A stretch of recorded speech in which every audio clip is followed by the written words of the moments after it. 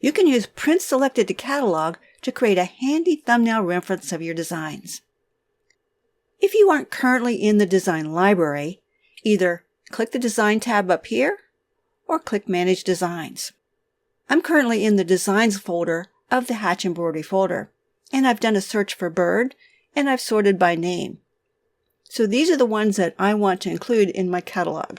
So I'll press Ctrl-A to select them all, because remember it says Print Selected, so we have to make a selection, and then I'll click Print Selected to Catalog.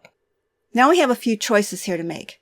You can print at 100%, and this is a thumbnail size. This is not the actual size of the design.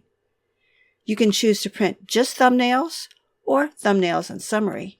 So if I click thumbnails and I choose print, I'll get the print dialog box, and I can choose my printer, or maybe I have a PDF printer. I can print to a file. If I want to preview, let's see what it looks like.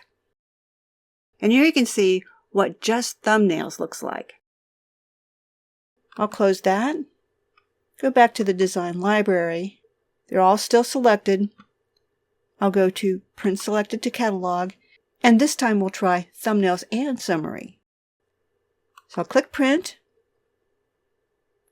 I'll go to Preview, and here you can see all the extra information.